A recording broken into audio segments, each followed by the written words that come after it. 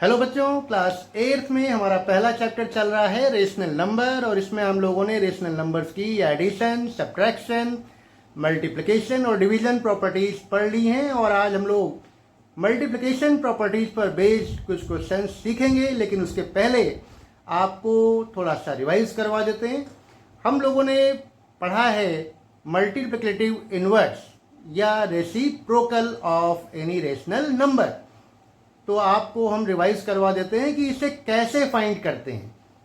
हमने आपको बताया है कि किसी भी रेशनल नंबर का मल्टीप्लिकेटिव इनवर्स या रेसिप्रोकल फाइंड करने के लिए उस रेशनल नंबर्स में न्यूमरेटर और डिनोमिनेटर्स को आपस में इंटरचेंज कर देते हैं।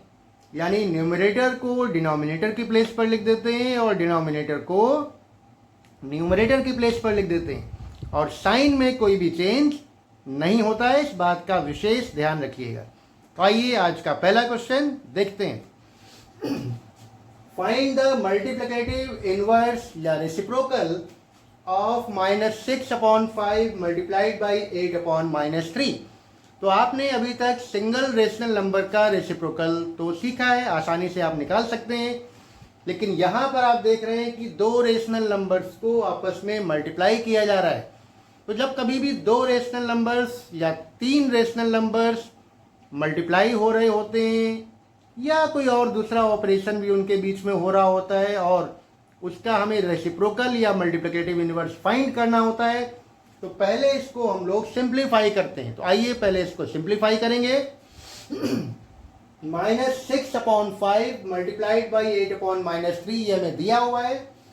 यहां पर आप 3 और 6 को कैंसिल कर सकते हैं। 6 आपका न्यूमरेटर में है, 3 आपका डिनोमिनेटर में है। 3 1s are 3 and 3 2s are 6। और ये आप जब सिंप्लीफाई करेंगे तो माइनस माइनस का मल्टीप्लिकेशन प्लस होता है, तो यानी पॉजिटिव आपका आंसर आएगा। और 3 से 6 आपका कैंसिल हो जाएगा। सिंप्लीफाई करेंगे तो आपका आंसर आएगा 16/5। यानी ये जो नंबर्स आपको दिए हुए हैं दोनों मल्टीप्लिकेशन के फॉर्म में, इनकी वैल्यू आ गई 16/5। अगर हमें इनका मल्टीप्लिकेटिव इनवर्स फाइंड करना है तो इसका मतलब हमें 16/5 का मल्टीप्लिकेटिव इनवर्स फाइंड करना है, क्योंकि 16/5 यहीं से आ रहा है। तो मल्टीप्लिकेटिव इनवर्स ऑफ 16/5 क्या होगा? 5/16। यानी न्यूमरेटर और डिनोमिनेटर को आपस में इंटरचेंज कर देंगे। तो 16/5 का मल्टीप्लिकेटिव इनवर्स हो गया 5/16। यानी हम कह सकते हैं कि रेसिप्रोकल या multiplicative inverse of given number -6/5 × 8/-3 is 5/16। तो इस तरह से पहले हमें इसको सिंप्लीफाई करना है और फिर उसका मल्टीप्लिकेटिव इनवर्स फाइंड कर लेना है। आइए आज का अगला क्वेश्चन देखते हैं बच्चों। Evaluate the following by using the suitable properties of multiplication.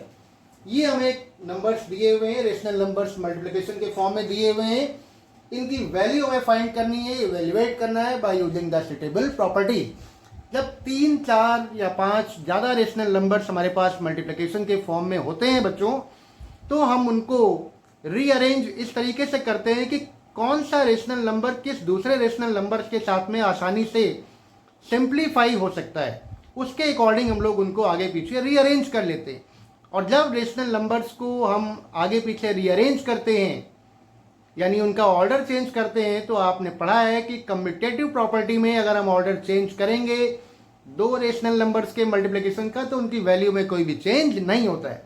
यहाँ पर कम्यूटेटिव प्रॉपर्टी हम लोग यूज करेंगे। और साथ ही साथ अगर हमारे पास 3 रेशनल नंबर्स हैं तो 3 रेशनल नंबर्स को भी हम किसी भी ऑर्डर में एसोसिएट करके मल्टीप्लाई करें तो भी हमारी वैल्यू में कोई भी चेंज नहीं आता है, हमारा आंसर सेम रहता है। तो यहाँ पर हम लोग कम्यूटेटिव और एसोसिएटिव प्रॉपर्टी का यूज करेंगे। तो आइए रीअरेंज करते हैं। देखिए ये -4/5 और ये 15/16, इनको हम लोग एक साथ लिखेंगे क्योंकि ये 4 और 16 कैंसिल हो सकते हैं और 5 और 15 कैंसिल हो सकते हैं। तो हमने इन दोनों रेशनल नंबर्स को एक साथ लिख लिया। -4/5 × 15/16 को एक ब्रैकेट में कर लिया, मल्टीप्लाइड बाय दूसरा जो पेयर है 3/7 एंड -14/9, इनको हम लोगों ने दूसरे वाले ब्रैकेट में रीअरेंज कर लिया। तो कम्यूटेटिव और एसोसिएटिव प्रॉपर्टी हमारी यहाँ पर यूज हो रही है। अब देखिए इसको सिंप्लीफाई करेंगे आप, तो 4 1s are 4, 4 4s are 16, 5 1s are 5, 5 3s are 15। यहाँ पे सिंप्लीफाई करेंगे, 3 1s are 3, 3 3s are 9, 7 1s are 7 and 7 2s are 14। तो पहले वाले ब्रैकेट में आपका आ गया सॉल्व करने पर -3/4, और सेकेंड ब्रैकेट जो आपने रीअरेंज किया था उसमें आ गया -2/3। इनको आप सिंप्लीफाई करेंगे, माइनस माइनस प्लस हो जाएगा, 2 से 4 कैंसिल हो सकता है और 3 से 3 कैंसिल हो सकता है। तो फाइनल आंसर हमारा आ जाएगा सॉल्व होने के बाद 1/2।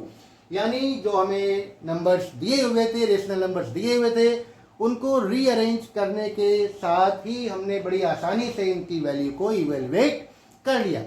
तो इस तरीके से हम रीअरेंज करके और मल्टीप्लिकेशन प्रॉपर्टीज का यूज करते हुए वैल्यूज को फाइंड कर सकते हैं। अब एक और बहुत ही छोटा सा क्वेश्चन है, अच्छा है, इंपॉर्टेंट है। देखिए, is 4/5 the multiplicative inverse of -1 whole 1/4?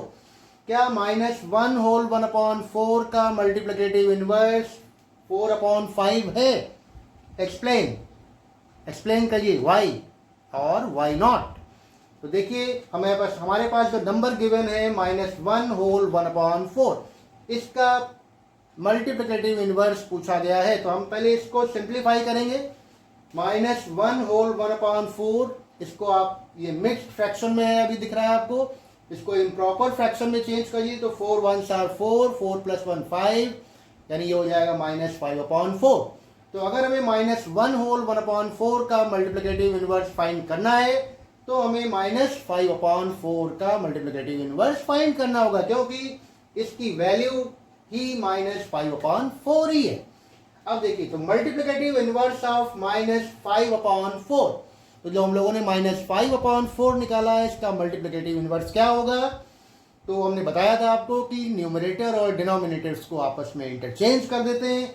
तो -5/4 का मल्टीप्लिकेटिव इनवर्स होगा -4/5, यानी इसका मल्टीप्लिकेटिव इनवर्स आ रहा है -4/5, और हमसे पूछा गया है कि क्या 4/5 इसका मल्टीप्लिकेटिव इनवर्स है या नहीं। तो आइए हम देखते हैं कि जो हमारा मल्टीप्लिकेटिव इनवर्स आ रहा है और जो क्वेश्चन में मल्टीप्लिकेटिव इनवर्स पूछा गया है, क्या उन दोनों की वैल्यू सेम है? अगर सेम है तो आंसर यस होगा, और अगर सेम नहीं है तो हमारा आंसर नो होगा। अब देखिए, हमारा जो आंसर आ रहा है वो है -4/5, और जो हमारा क्वेश्चन में पूछा गया है वो पूछा गया है 4/5। तो क्या ये दोनों वैल्यूज बच्चों सेम है? नो, इनकी वैल्यूज सेम नहीं है। एक हमारा पॉजिटिव है और एक हमारा नेगेटिव रेशनल नंबर है। हालांकि इनकी मैग्नीट्यूड सेम है बट उनका साइन डिफरेंट है। तो साइन डिफरेंट होने पर ये दोनों रेशनल नंबर्स इक्वल नहीं है। तो these two rational numbers are not equal, therefore we can say 4/5 will not be the rational number of, will not be the multiplicative inverse of -1 whole 1/4। तो 4/5 इस number का मल्टीप्लिकेटिव इनवर्स नहीं है, ये हमारा फाइनल आंसर है। अब एक छोटा सा क्वेश्चन आपके लिए होमवर्क में, right the multiplicative inverse of -7/9। -7/9 का मल्टीप्लिकेटिव इनवर्स आपको लिखना है। जल्दी से कमेंट बॉक्स में आंसर बताइए और मैथ्स की प्रैक्टिस करते रहिए। इस तरह के कुछ और क्वेश्चंस अपनी बुक से करते रहें आप, और हमारी क्लासेस को अटेंड करते रहिए। अगली क्लास में कुछ और चीज़ें लेकर के आएंगे। तब तक के लिए मैथ्स पढ़ते रहिए। Thank you and have a nice day.